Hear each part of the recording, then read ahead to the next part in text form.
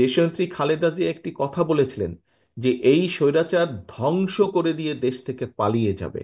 আজ বহু বছর আগে দেশনেত্রী সেই কথাটি বলেছেন।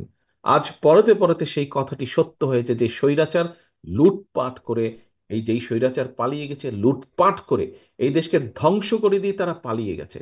এই দেশে রয়ে গিয়েছে আমরা, এই দেশের মানুষ, সাধারণ মানুষ এই দেশে রয়ে গিয়েছে।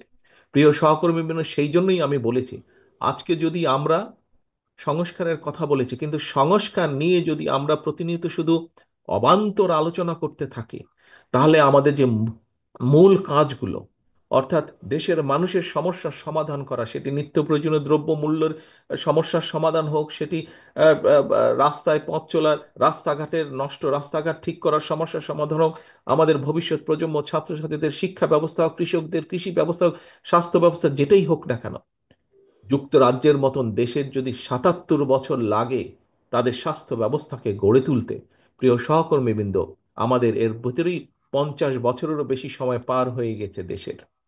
আমরা কিছু কিছু ক্ষেত্রে হয়তো কিছু কিছু সফলতা বা সফলতার দ্বার প্রান্তে গিয়ে পৌঁছেছি আমরা, কিন্তু এখনো সম্পূর্ণভাবে সফল হতে পারিনি। অনেক কাজ সামনে বাকি আছে সহকর্মীবৃন্দ।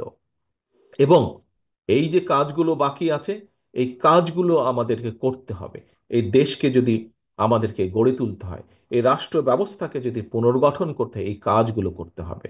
আজকে আপনারা এখানে যারা হাজির হয়েছেন, আপনারা প্রত্যেকে দেশনেত্রী বেগম খালেদা জিয়ার সৈনিক। আপনারা শহীদ রাষ্ট্রপতি জিয়াউর রহমানের কর্মী। আপনারা প্রিয় সহকর্মীবৃন্দ, দেশের মানুষ, দেশের অধিকাংশ মানুষ আজ আপনাদের দিকে তাকিয়ে আছে। যে অধিকাংশ মানুষ এখন পর্যন্ত মনে করে যে দেশে যদি একটি সঠিক নির্বাচন হয়, সুষ্ঠু নির্বাচন হয়, ইনশাল্লাহ আল্লাহর রহমতে বিএনপি সরকার পরিচালনার দায়িত্ব পাবে।